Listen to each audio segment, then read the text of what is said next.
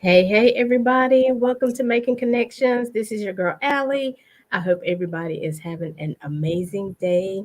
We have a lot of flyers today. There's a lot of things going on. People doing a lot of giveaways for the Thanksgiving holiday.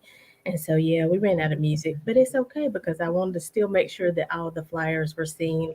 And so, no, I didn't post them to the group yet, but I will post them this afternoon in case you didn't get the contact information or the location, but there's several giveaways happening around the Charlotte area. So, if you're in need, hey, take advantage because the people who are doing it have a good heart and they want to be able to serve you. So, if you're in need, hey, go out and participate. Or if you just want to go out and volunteer, you can do that as well.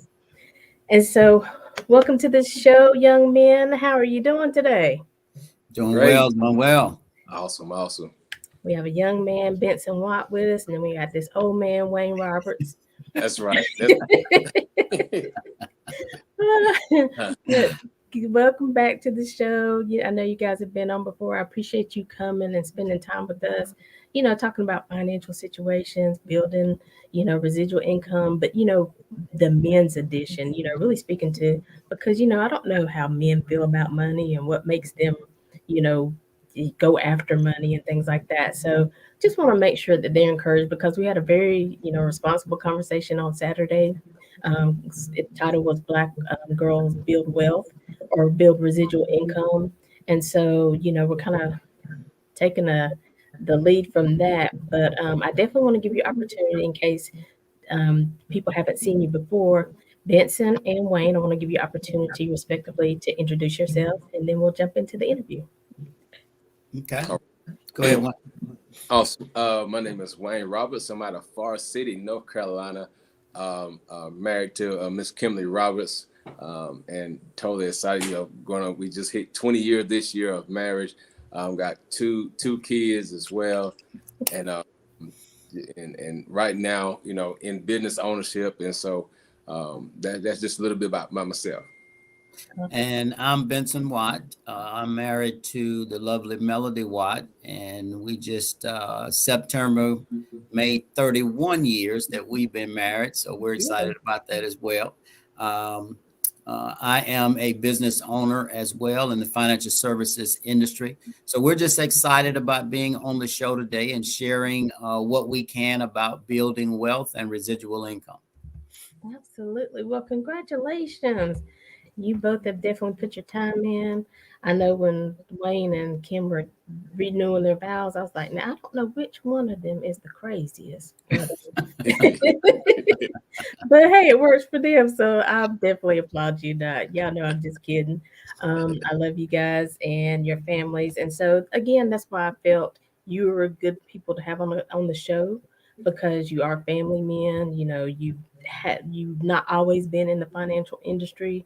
You've had things before that, but just speaking to men right now, how important is it for them in this day and time to think out of the box and really start building that residual income if they haven't already? Benson, you want to start us off? Well, I think it's absolutely critical that men begin to think about and think outside the box. I'd like to start with, just kind of talking about what residual income is.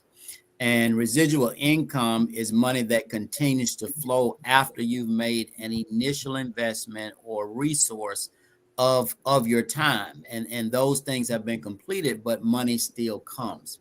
So when you think about residual income, you want to think in those terms simply because you want to put the work in now and set in motion that money continues to come even when you don't have to roll out of the bed to get it. Mm. Mhm. Yeah, and as men, it's we are wired to be providers. We're wired to want to be able to take care of our families. We're wired to want to be able to provide the best life that we possibly can for those people that we love and we care about. Yeah. Right. And anything you want to add to that, Wayne? Yeah, I would add as well. And one thing as men looking at business building residual income, one thing you need is a coach. And one thing as men, sometimes we try to do it on all on our own. And, I'm excited, because the guy you see on the screen is my coach and mentor. of what we do right now, and taught us, how to build and how to get to where we are right now.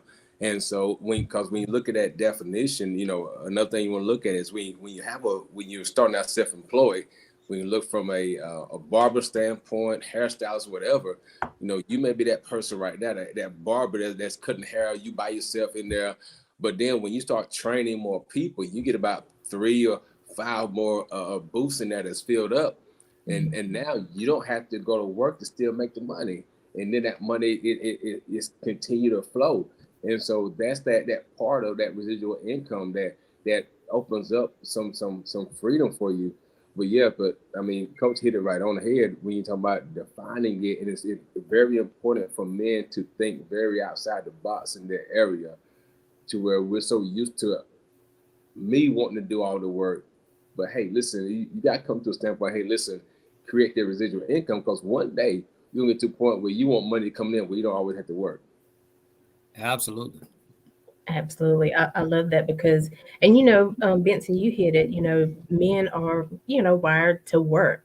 And so Mm-hmm. I think sometimes when they hear that residual income, they're like, how does that even work? I mean, if you're not going out doing it every day, if you're not hitting the streets, if you're not coming home tired every day, haven't even put the work in. So I think sometimes they still think that how can residual income, how will I still feel like I'm the provider, I'm who I'm supposed to be if I'm not working every day, right? Right, right. Well, I think, for a while, we've probably had the ladder against the wrong wall. And what I mean by that is, a job is a temporary solution to a permanent problem. And because we've been wired to think, we've been conditioned to think that we should go get a job. And I'm not saying there's anything wrong with that. What I'm saying is that in today's time, it's going to take more than that. So when you think about residual income and you think about, a job being a temporary solution to a permanent problem, there's a cost to live, and you have to count up that cost. We in society, we're kind of um, listed as, middle income, upper income, lower income, that type of thing. But you have to decide what quality of life you really want to have. And most people, when you think about it, they want to have a great quality of life. People want to have freedom. And that's what residual income brings, because residual income is a permanent solution to a permanent problem. And what I mean by that is when you get residual income, it buys you freedom, because once you set it into motion, you've got residual income coming, and you don't always have to go put that effort in every day like you do on a job. Because if you don't, we always teach that if you have to show up to touch the event to make your money, then you're probably in the wrong situation. Because what you want to do is be able to touch that event for a period of time, pour in effort, but then once that's in place, you've got money coming without you having to be there. So I think it has to do with the way we've been wired as men, the way we were conditioned. We were raised to go to school, get a great education, go get a job.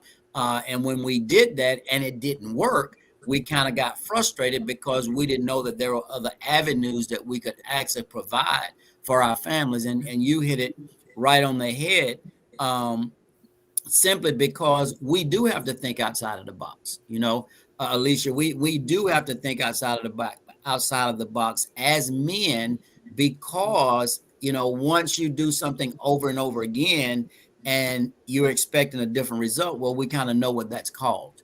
And we have a tendency to do that for years and years and years and not look outside the box. So when you're thinking about residual income, it is a huge way to create those things that we're really looking for within our families, and we're looking for a great quality of life, and then we're looking for a level of freedom that we can actually and have that quality of life without having to work 40, 50, 60 hours a week to actually make that happen.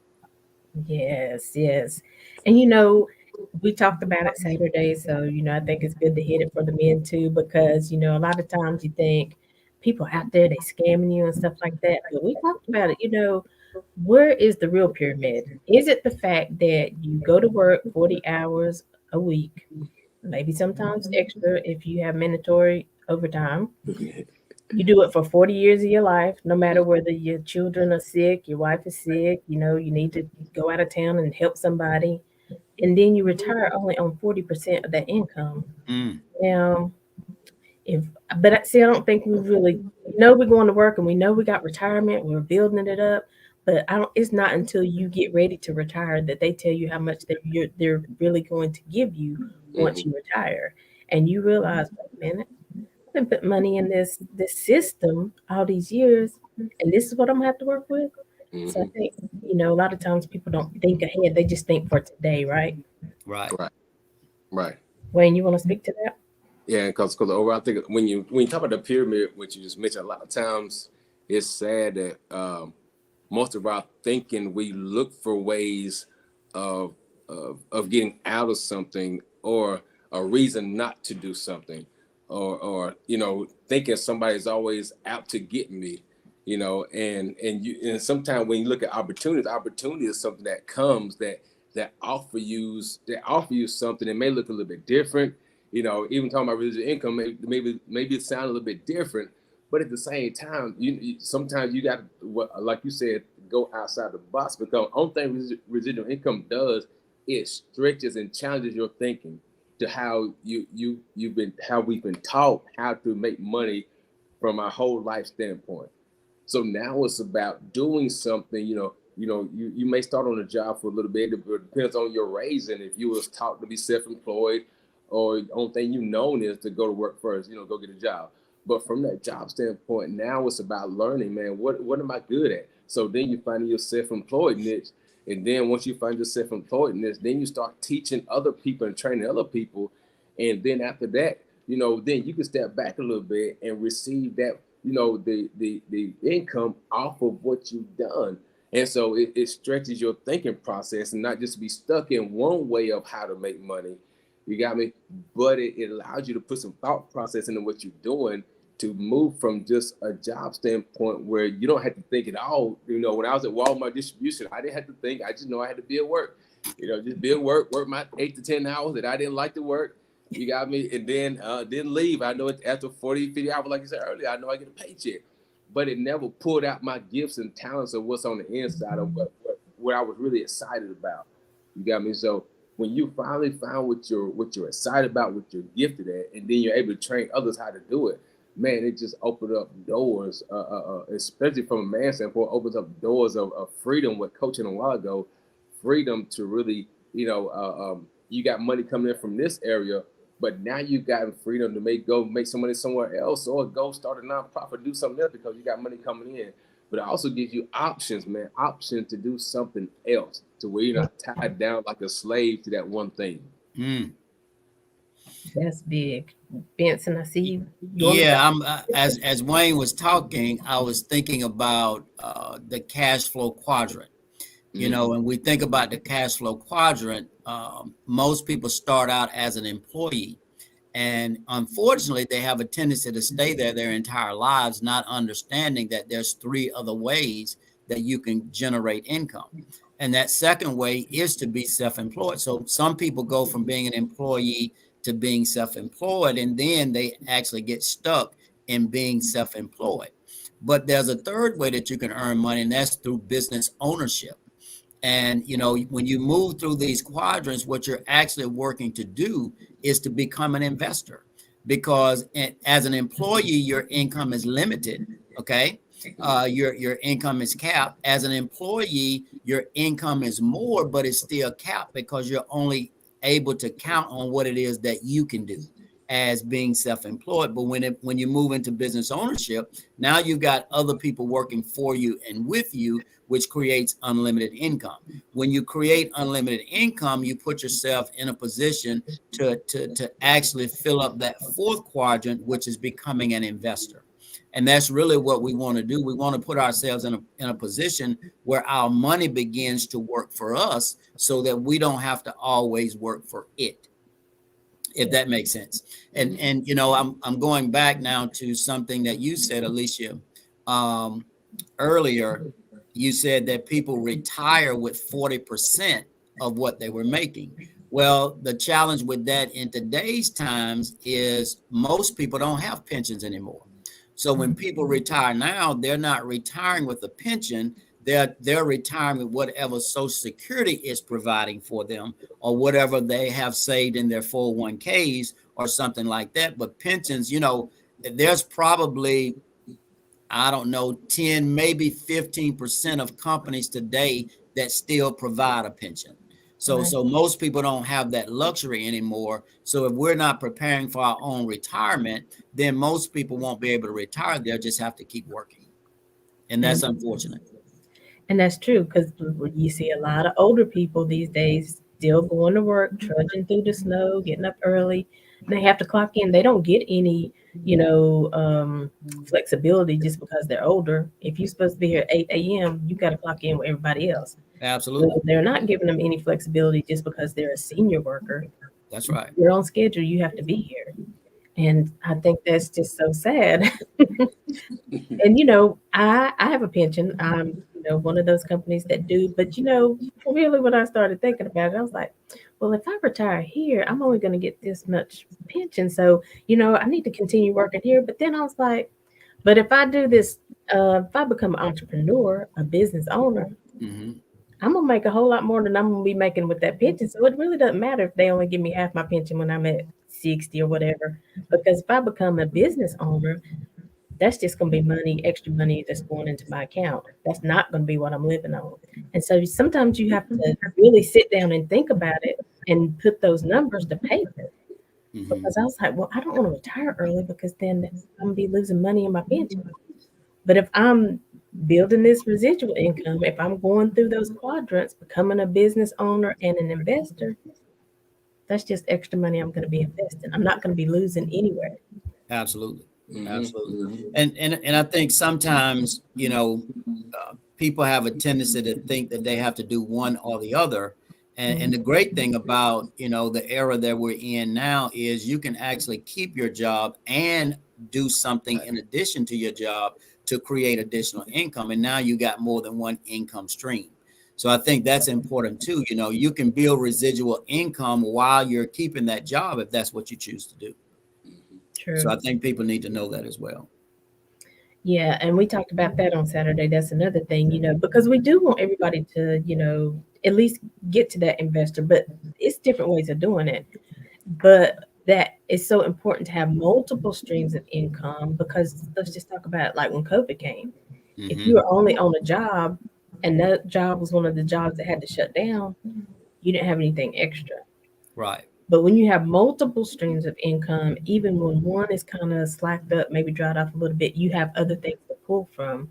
So that's the importance of having multiple streams, right, Wayne? You want to talk about that? Mm-hmm. Yeah, definitely. Because when you have that option to have, multiple streams of income, man, it just it makes you feel good at the same time, when you're not dependent on one thing. All right, because anytime you're dependent on one thing, when that one thing breaks down, a lot of time what happened with a lot of men is that when one thing broke down, that we depended so much on that one type of income, then a lot of our soul was tied into that one thing. Mhm. And so job didn't just break down, but sometimes we broke down with the job. You got me? And so because we was never taught or put in a position to really venture to understand, creating different ways of that income streams. And so when that, because I'm designed, on the inside to be the provider, and when that one thing stops, man, it does something to us sometimes. And some people don't rebound fast. Some men don't rebound from it in a fast pace. And so if I don't rebound fast, then I'm left up to feeling like a failure for my family and things like that. But when I have multiple streams of income, what that tells me is this: that I'm confident in knowing how to go out here and make money, regardless of one thing. And so, because now if that one thing shuts down, I know that I've created some more streams, and I can go create more streams. So I understand what's on the inside of me now, and I'm not limited to one thing. That one thing don't define me. Now I understand who I am and what I can do, and in that area. And so it's the income is one thing, but it's who you become, from Mhm. what you build. And that's one of the main things. Who have you become something, when you go out and do it. And when you learn how to create different streams of income, it's a level of confidence that, hey, I did it once, I can go do it again. So if something happened over here, hey, I can go over here and create something else. It don't bother me. I ain't worried about it no more. I'm confident in who I am. And you said something that, really, because a lot of times, and I was like this, I was like, okay, well, if I don't do this, what other skills do I have? What kind of job am I going to get?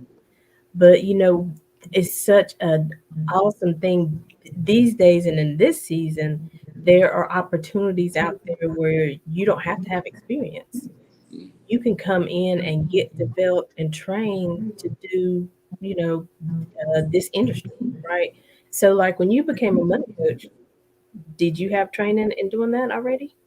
No, not in the beginning. No, only turn I had, like I said, Walmart DC manufacturing. Worked at Dole Fresh Vegetables, another manufacturing. I was just froze up in that place.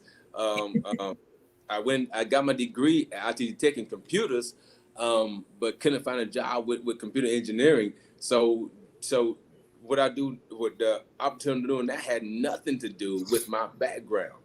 You got me nothing to do with it. But it's the stretching, the challenging of, hey, listen, understand that you can learn a new skill. Skills are learned, so you just have to be willing and open enough, to learn it, to get out there and go try it, and not just be so stuck to one thing, but say, listen, just if you're willing to coach me, willing to teach me, then hey, listen, there, who am I not to at least give it a go? And that's what we did. We said we gonna give it a go. Ain't never did it before, but we said, hey, we might as well give it a go. The schooling didn't work, the jobs wasn't working. So hey, listen, might as well learn a new skill. Exactly. Benson, you want to speak on that as well? Absolutely. I think Wayne hit a major point. If you ask most successful people what is the benefit of them becoming successful, they would probably tell you the person that they become, because it's a process of be, do, have. And all that means is when you become more, you do more. And when you do more, you have more. So when people become successful, it's not what they have that they're excited about. It is the person that they are becoming. Because once you know that you can do a thing, then nobody can take that from you. So, when you can draw on what you've got on the inside of you that would allow you to birth other entities, that would allow you to birth other ideas that you may have that will create revenue, that will create income. It is the person that you become in the process. I've had the privilege over the past few years to watch Wayne just evolve as a leader. Just to watch him grow as a person, as a business person is such a joy when you're in business with people that are coachable and that you can mentor and coach to grow them into the person that they really already are. And that's another thing I think men may have a challenge with, and that is being mentored and being coached.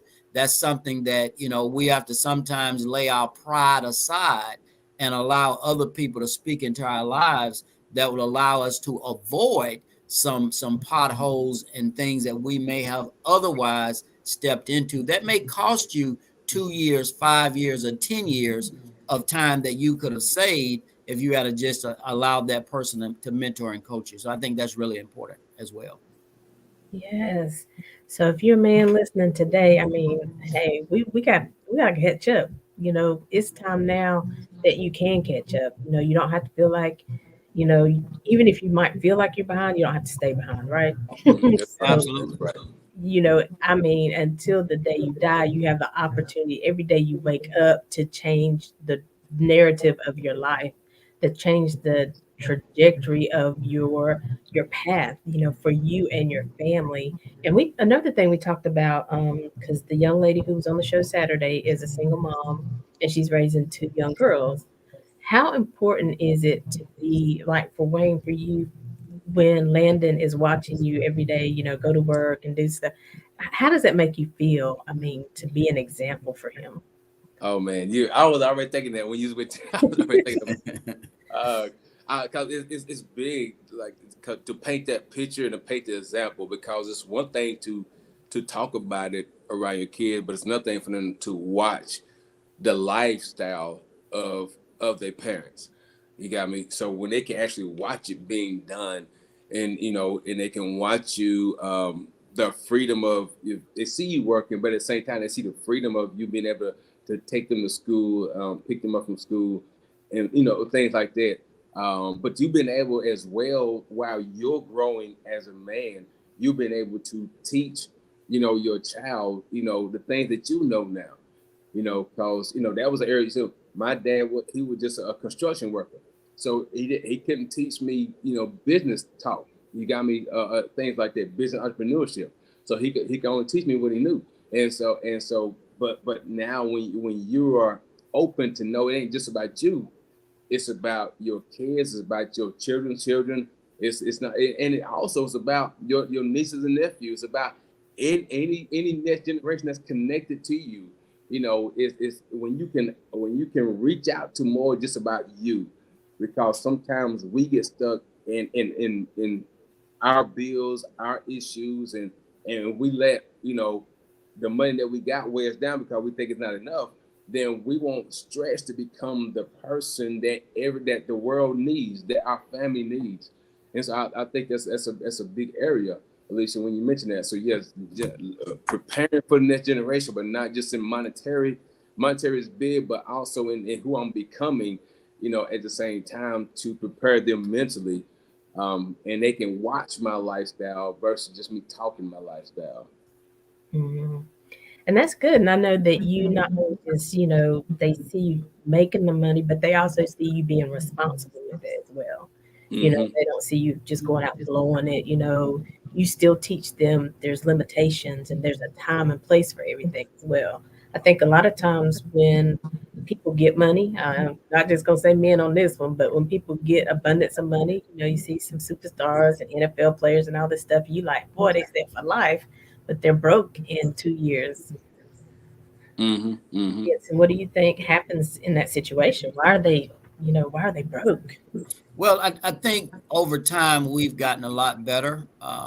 When we think about the guys that are doing, professional sports, we've got the LeBron James of the world that is really being a true example of how you take advantage of all that he has the opportunity to take advantage of. He's become a billionaire. We've got Michael Jordan, and we've got other players that I think now are setting the right example for the younger guys to come in. And I think now they're understanding that it's more to life than just spending everything now. But yes, there are those horror stories out there where people come into a lot of money, and then next thing you know, they're looking for a job, and I think that has to do with not counting up the cost. There's a cost to live, and I think when people count up the cost, they have a tendency now to be motivated to think about residual income, because with a job, it's kind of like this: a job dictates where you live, Mm-hmm. it dictates what you drive, it dictates where you go on vacation, how long you stay, right? Because everything is packaged within that particular salary. Whatever you're making is going to create the lifestyle that you have, which is why residual income is so important, because it allows you to have the other things in life that everybody really wants, but we have a tendency over time to either suppress it or tell ourselves that it's never going to happen, because we have a tendency to make our life fit into the mold of the money that we make, not thinking outside the box and understanding that we could do other things, create other income streams that will allow us to live the life that we really have on the inside of us, and able to express it as Wayne and Kimberly are doing with their children. That's going to be priceless, because when you have children and they're able to see you provide for them. They're able to see you provide not just the necessities, but they're able to see you provide for them in a way that is kind of unlike the people that they may be around. It's going to do something for them psychologically. So children have a tendency to do what they see their parents do more than they do what they hear their parents say, if that makes sense. Oh yeah, Yeah. absolutely. Yeah. And I think it's so important too because again, we are an example.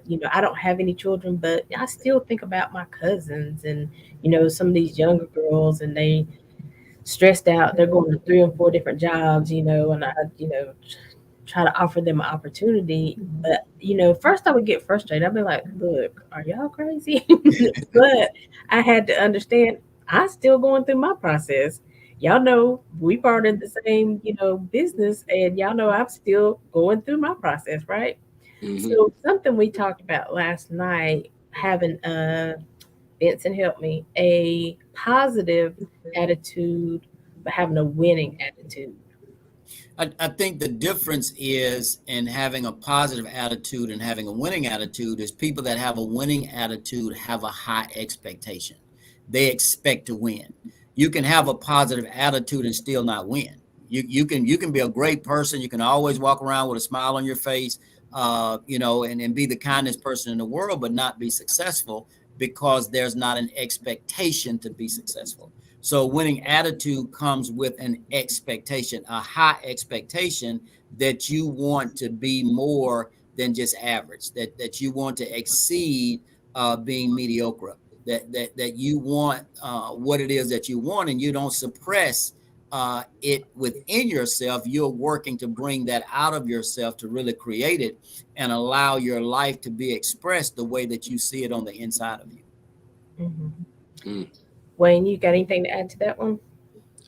And I think that's is very important when you understand that when you look at the attitude perspective of the positive and the winning attitude, because it's that winning attitude that's going to allow you to overcome some things that the positive attitude may not have allowed you to overcome, because it gives you a whole new focus, it gives you a whole new perspective, it causes you also to reach out to help other people win as well, because a lot of times the positive attitude can sometimes you can just you can maintain a positive attitude, but when you're looking from a winning standpoint and not just you winning, but develop maybe a team, you're reaching out further than you got me.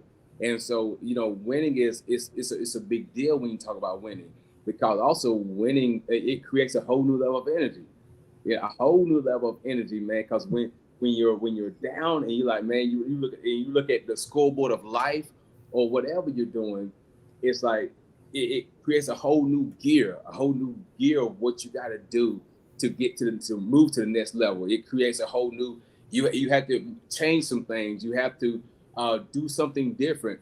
And so that a positive attitude just says, you like Coach said, you can just you can smile different, or you can just be positive in the environment, but it may not push you to change some things. Winning says, "Oh, I got to change the way. If we in a basketball game, oh man, when we losing, oh we got to call a different play. We got to come in together. We got to call a different play. Something got to change right here.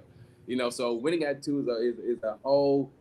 It can be in a whole different lineup than just having a positive attitude. And I always like to talk about sports too, because somebody can relate to sports somehow, and it's the same thing, like you said. I mean, now you out here on the team. Have y'all seen those teams? Everybody talking about them. They're like, oh Lord, they ain't going to Super Bowl. They ain't going to the championship. They not going to be part of it. But they the Final Four. They in the Final Four. You like, how they get in here? That's because they didn't stop, right? They Right, didn't right. give up. There's like everybody counting us out, but I don't care what everybody else is saying. It's about what we gonna do together. It's how we gonna build. It's how we gonna stay focused, right? And That's we gonna right. keep winning. And whatever happens at the end, we can say we did our very best. But Right. they show up. You like, nah, I got to pay this person $100, but I knew they wasn't gonna be in the championship. And so I feel like it's the same way in life. People might be count you. You might even count yourself out, but keep pushing. That's the beauty of having a coach, get with somebody who has succeeded, who has been there, right? That's Because right. you guys had to go through you didn't just go from 1 to 100, some Oh, 10, some 20, some 30. Y'all had to build up to the ranks, right, Benson? You mhm. a senior vice president, but you didn't come Absolutely. in that way, right? Oh no. Oh no, absolutely not. It's the process of each one teach one. It's the process of transferring what you know into another. And the more times you do that, the more residual income you build.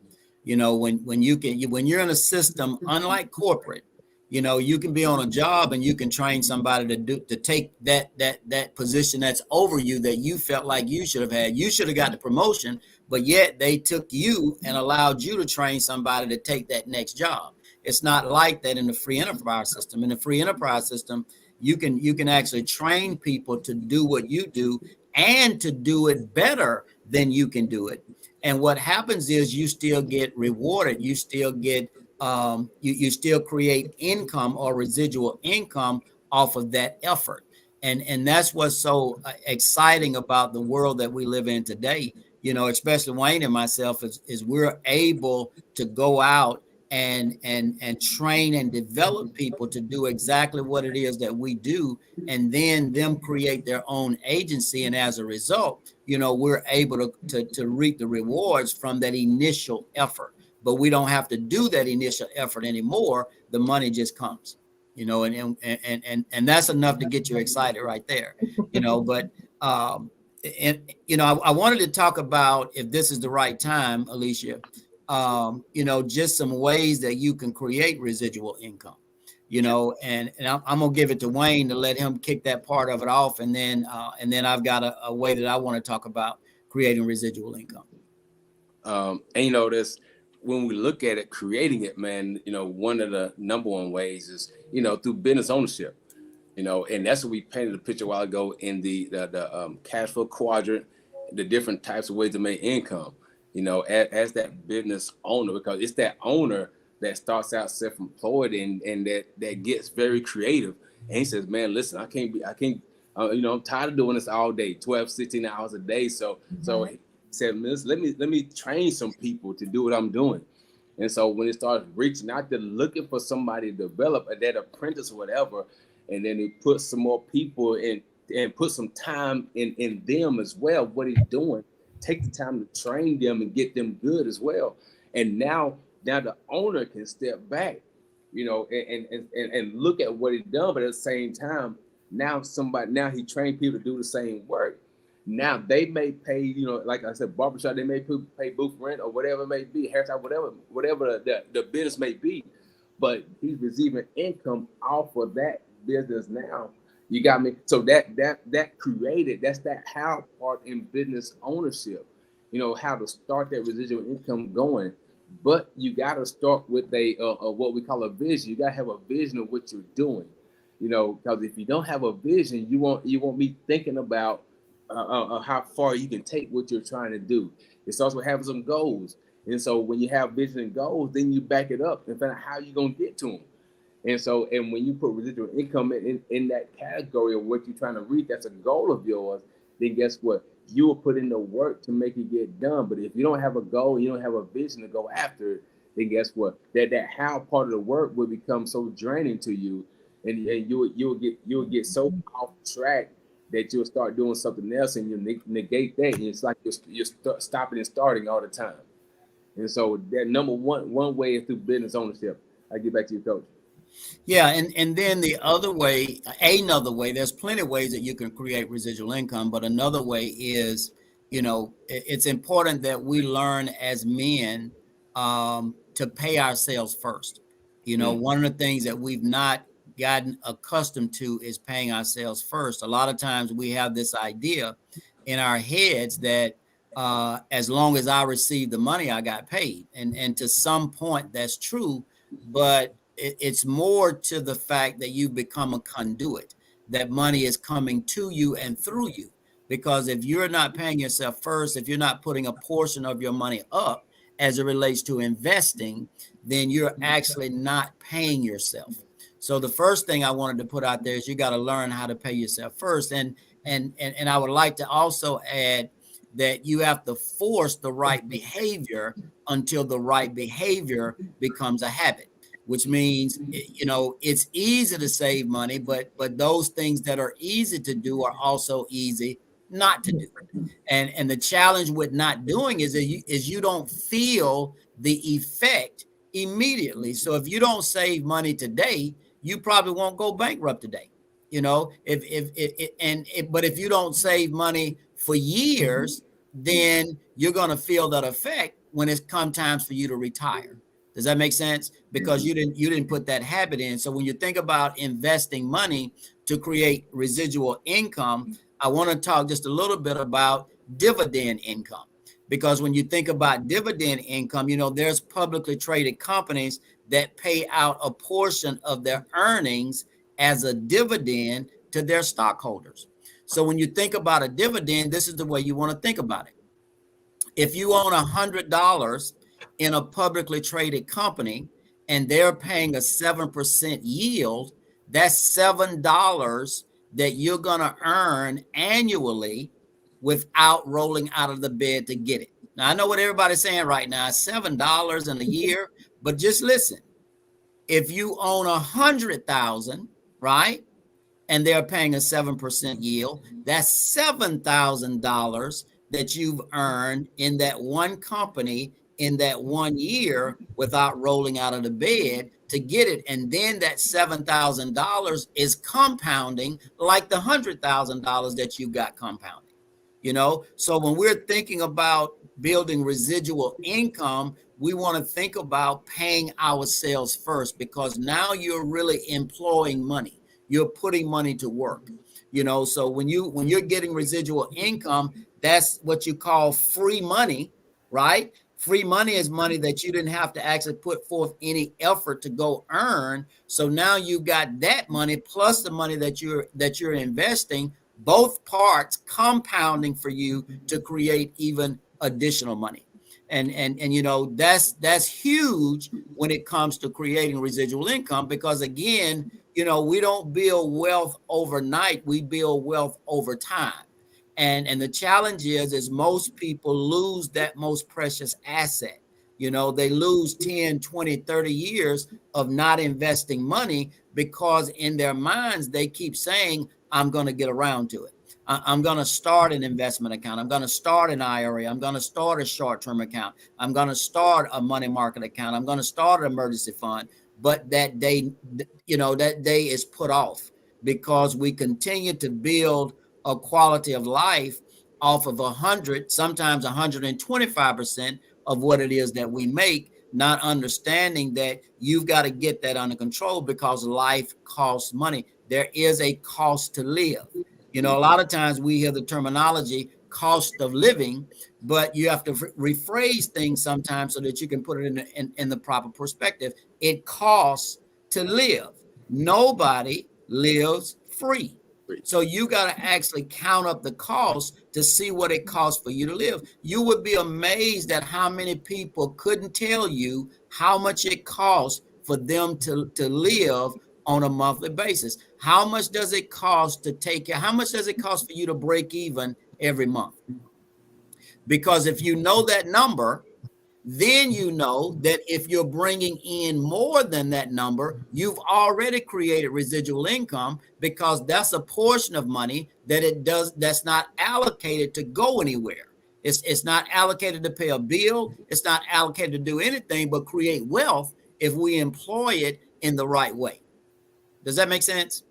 So it's important that we know the amount of money that we have earmarked to go out, and then we need to know how much money we have earmarked to come in, and that should motivate us as men to go create residual income, because a lot of times there's going to be an imbalance there. A lot of times we've got more money earmarked to go out than we've got money coming in. And we've got to go create that residual income to balance it, and then make sure that we've got more money coming in than we've got earmarked to go out, if that makes sense. Mm-hmm. Makes a lot of sense. When you have anything to add to that? Not today. Just with the overall topic. of the building residual income, and well, it kind of does go along with it, because one of the things, with it creates a thought process of helping us to value time. And when we're looking at residual income and building it, you look at time frames different. You look at every day different.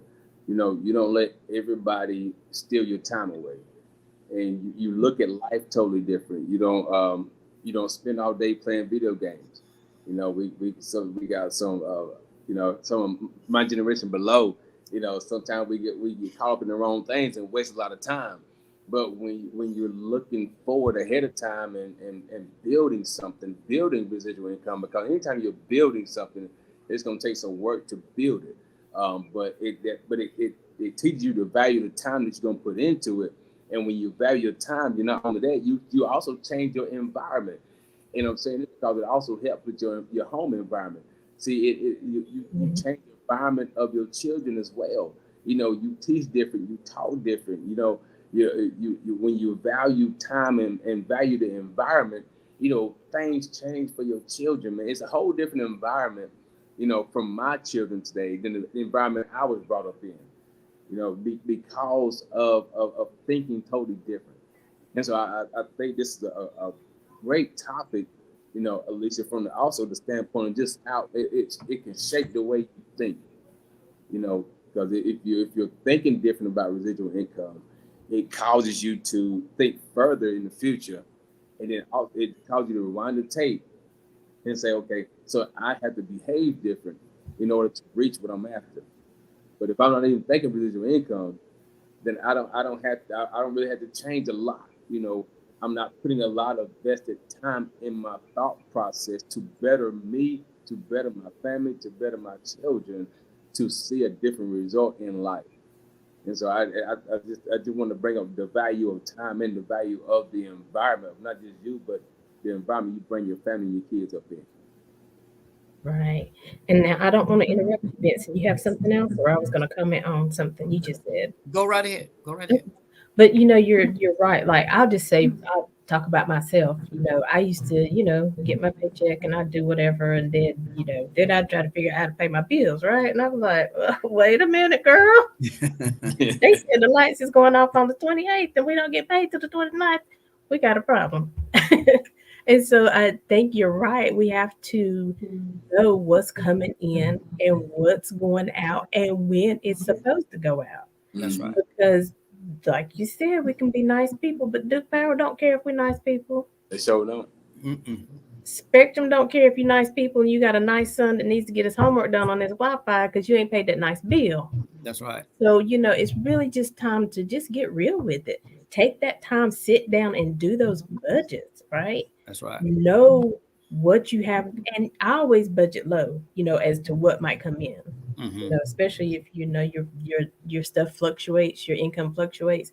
I budget low on what's going to come in, so I can still make sure I'm covering everything. So I don't get crazy and go spend extra money.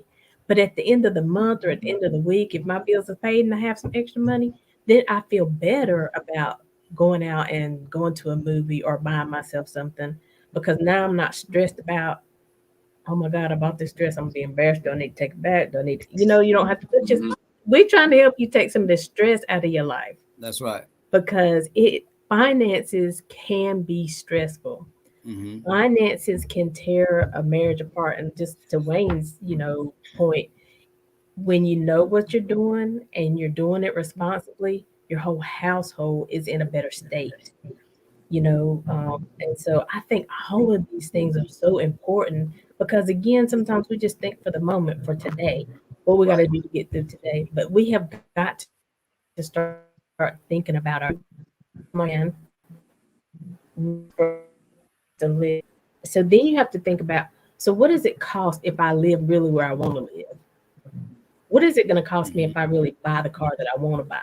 What is it going to cost me to send my children to the school that they've been talking about wanting to go to? What is that cost? And then you start building from there. Correct? Mm-hmm. You made me think about something, Alicia. There's a cost to own and there's a cost to buy. Those are two different costs. And I'll give one example. A lot of times people look at a car and they say, well, they go to the dealership and the dealership say, well, you can get it for this amount on a monthly basis. Well, if they can fit that monthly payment into their budget, they think they can afford the car. Well, that's only the cost to buy. It's not the cost to own, because the cost to own includes getting the car serviced. It includes buying insurance on the car. It includes keeping tires on the car, which if you're going to drive the car, all of these things are going to happen. They're going to be necessary, but they wasn't allocated into the cost to buy. So people need to know that there's two different costs. There's a cost to buy and there's a cost to own. Just because you can afford to buy it doesn't mean that you can afford to own it. Because if you start a contract and you finance something, and in this space, people are financing stuff for 7 years at a time, which is, I'll just leave that to myself, but you probably don't want to go that long. Let me put it that way. Because in 7 years, the car is probably going to be worth, I'll just leave that to myself too. But just understand that there's a cost to buy and there's a cost to own. And you got to calculate both of those. And sometimes you have to take a step back and say, well, maybe I need to go buy something that's less expensive at this time until I get my residual income going. And then I can go afford to own the car that I really want to drive, if that makes sense. Absolutely does. All of this is making sense. I mean, it's just, I mean, but it's, again, it's not things we think about. Even like with our credit score, you know, we just, again, go live frivolously, and we don't care if, you know, the stuff comes in on time. Well, we paid Duke Power, but, you know, we paid them on the third month right before we got cut off. We paid the car payment, but we paid it in stages, but they done added all this interest on the other side. And they reporting to the credit bureau that you ain't paid the full payment yet. You know, you think you doing what you, but it's such a better way to live, a better way to operate your life and to handle your money. And listen, if you're any men listening today, contact these men. They can help you. And they are, one thing about them, they don't pass judgment on anybody because they understand what it's like to live. They understand what it's like to have hardships. And so real quick before, you know, you guys give your last words or now, is there anything else you guys wanted to cover before we go? I want to make sure I give you the opportunity. Or are you ready for like your last words of encouragement? That's it. Mine would be encouragement. Mine would be encouraging words. Okay. So we're going to take a quick break right now. We're going to show a couple videos, and then we're going to come back and we're going to get the last words of encouragement or a piece of advice, whatever the Lord has laid on your heart, and, you know, your contact information for men who might want to reach out to you for more information. Okay. So y'all hold on. We'll be right back more with Benson and Wayne.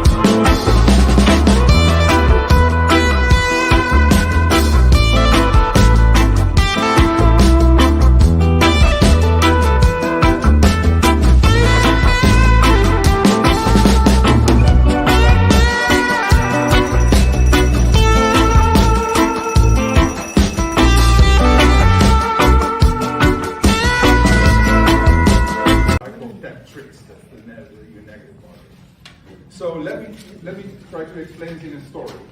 And it was not my own story, but it's a good one to understand it. So I went to a construction site, and I saw 3 masons doing their thing.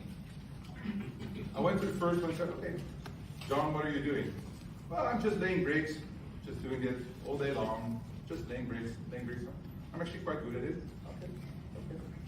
So, Bill, what were you doing? Well, I'm actually creating a wall, firm wall. Keep the wind out, the elements out. Okay, thank you. So, Pete, what are you doing?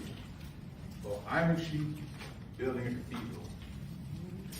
What I'm doing is participating in this grand work of creating a cathedral, leaving a legacy, giving people a place where they can pray, be at peace, find each other. And they were all basically doing the same thing, but from a different vision. All right. So those 2 videos. So y'all know I'm not a man. I can't go into men's sessions, so I can't. I know it's a men's show, but I had to show y'all what we women be doing. Yeah, we noticed that. But listen, but what I want you to see was it was such an atmosphere of, joy and peace and, applauding one another. It didn't matter whether you walked the stage or not, but if your sister walked the stage, you were applauding. People were smiling because they was looking at him coming down the aisle. They're like, "Oh, what you got, girl? Let me see." Da da da da. I mean, but that atmosphere is something about being in that atmosphere. Now I can talk about myself again. I used to be a Long Island. I used to be like, no, I don't want nobody's help. I don't want nobody. No, but I have learned in my years of living that you cannot live this life by yourself. God didn't ordain it that way. He put all of us, the cross goes from heaven to earth, but it goes from the left to right. So from my brothers and my sisters, so they have something I need to be able to survive and to thrive, right? And so it's about getting in that atmosphere and just, watching other people. And then it just makes you want to win too. It makes you want to show up for somebody else, right? Right. And then to the cathedral one, the last show with Eric. That's Eric Garcia, and he was talking about went to a site, and all the masons were doing the same thing. They have all the same tools, the bricks and the mortar, whatever. The first one was just like, "Look, man, I'm laying bricks trying to get paid. I'm just doing this job." The second one was like, "I'm building this wall," so he had a little bit vision went a little bit higher. But the third one was like, "I'm building a cathedral." Now he wasn't building it by himself; they were all working on the site, but he could see that he was building a cathedral, a place where legacy would be left, a place where families can come and worship, a place where you can go and comfort one another. People can come together. He saw they were all doing the same work, all had the same tools, but from a different vision. Mm-hmm. So, what is your vision today? Are you just laying those bricks every day, just trying to get paid or whatever? Or do you want to build a cathedral where there's residual income, where there's peace, where there's legacy? Because God said that He would give us the ability to create wealth. Mm-hmm. Mm-hmm. And, we are the head and not the tail, above and not beneath. We can be the lender and not the borrower, right? Absolutely. So that word, and God has no respect of person. So that word is for everyone that hears that word. So it doesn't matter where you are right now.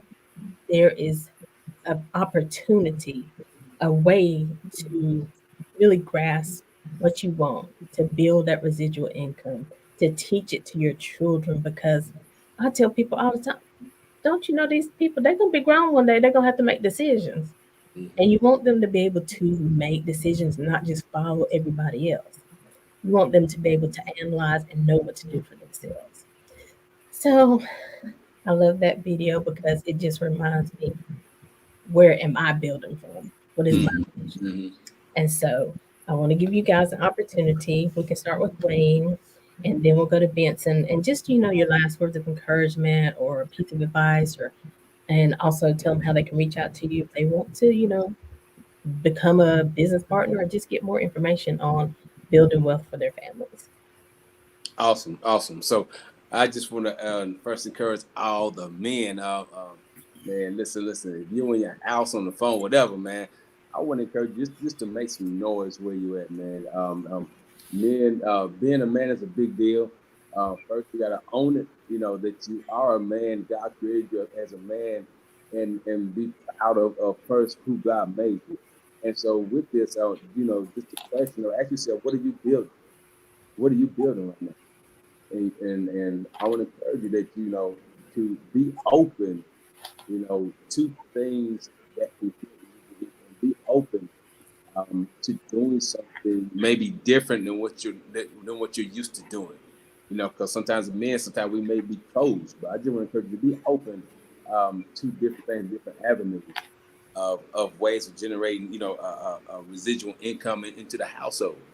And then, and last but not least, I want to encourage you as well. If you're not the money manager in your house, uh, um, if your spouse pull you to the side, say, let's work on this budget. What Coach was talking about, don't throw it and throw it to the side and say, I ain't got time for it. I got all like that.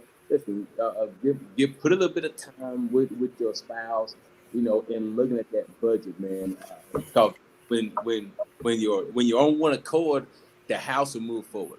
You got me? 'Cause I know a lot of times with a lot of men, if we're not over the money, we just give our wives or whoever the money, and then we go continue to do what we're doing.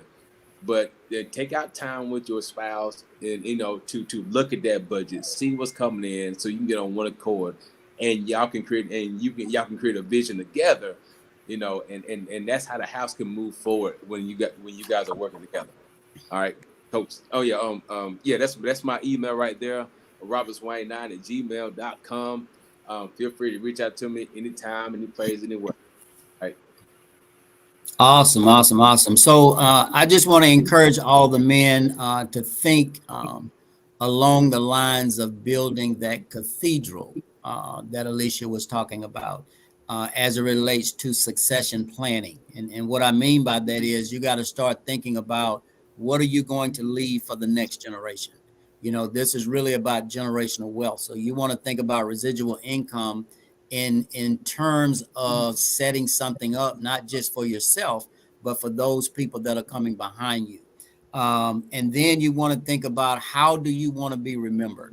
When it's all said and done, how do you want to be remembered? Do you want to be remembered as being instrumental, as being integral, as being the go-to person in your family that set it up, that changed the trajectory for the rest of the generations to come? Do you want to be that person? Do you want to be that man?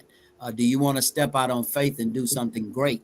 And then lastly, I just want to encourage you to take money out of your relationship.